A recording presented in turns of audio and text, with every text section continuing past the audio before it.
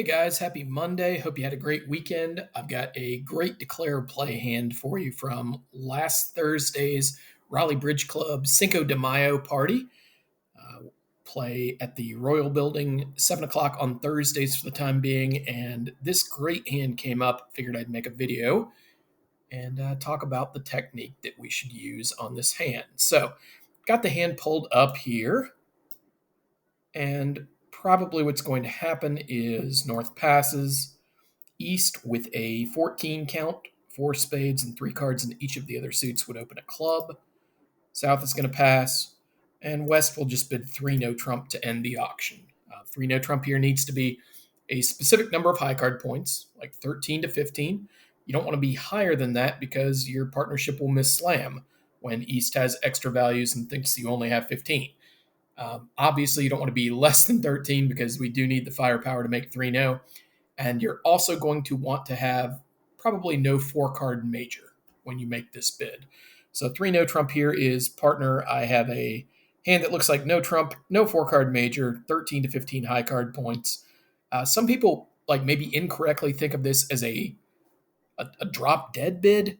It's not necessarily. Like if East had 18 or 19 balanced here, they could certainly go ahead and bid, say, 4 no trump or 6 no trump. But what it is a very tight definition of your hand.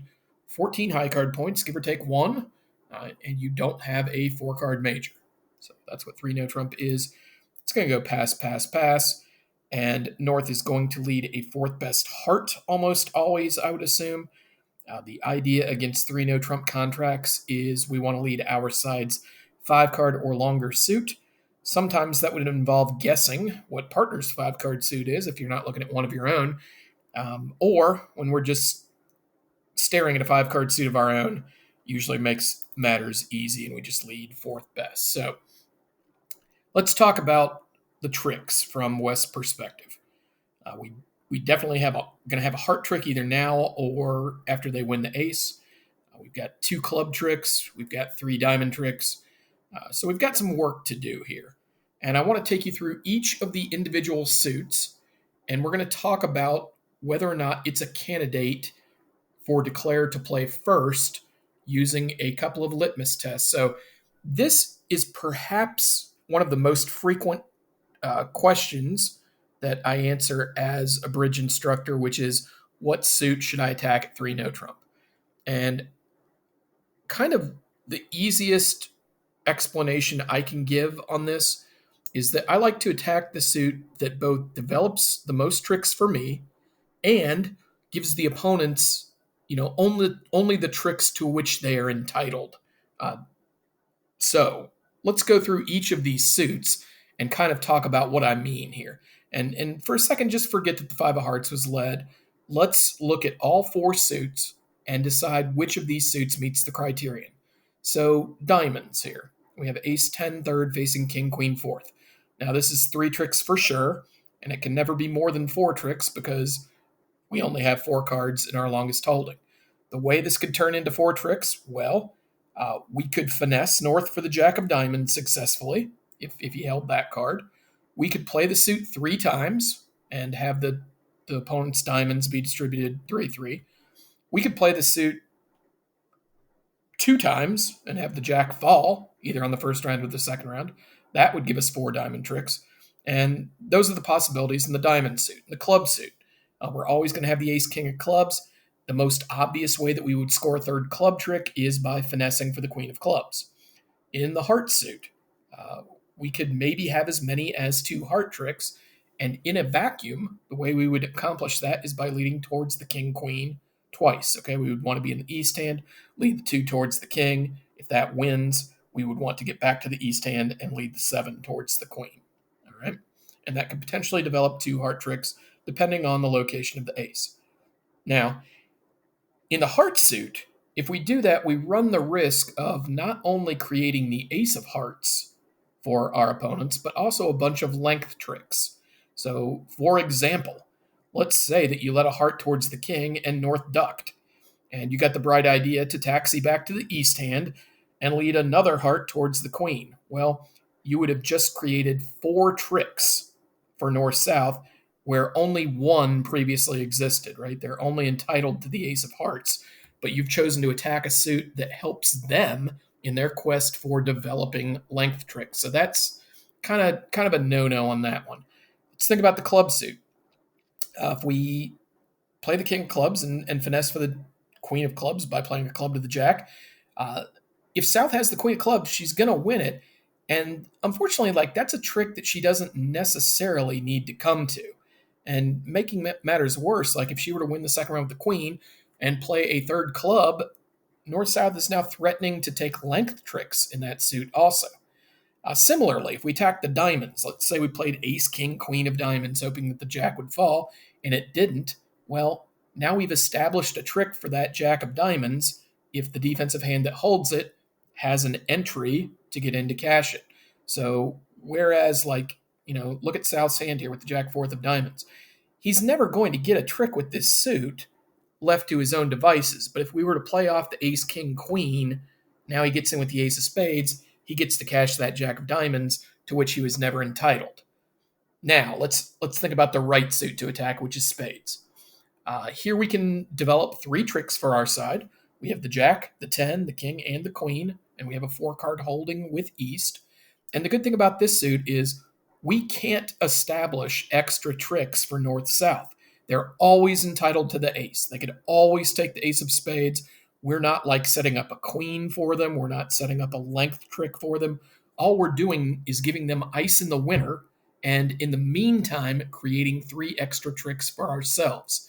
That's the suit I want to look for. Here it's pretty obvious that that suit is spades. So that's one thought that I'm having at trick one is it looks like spades is the correct suit to attack. So let's go back to this uh, actual hand where the five of hearts is led. We might as well put up the 9 from dummy just in case North is underled ace jack 10. The 9 is serving no other purpose anyway. And what South is going to do here is play his highest, third hand highest. If he had two equivalent cards, he would play the lowest, right? But he's going to play the 10 here. And from West's perspective at this point, South cannot have the ace of hearts. South doesn't have the power of clairvoyance and be able to see that West actually has king, queen, third, right? For all South knows, West could have something like queen, empty, third, and North could have ace, king, jack, fifth, or king, jack, fifth in this hypothetical situation. And we need to play the ace to trap the queen in that situation.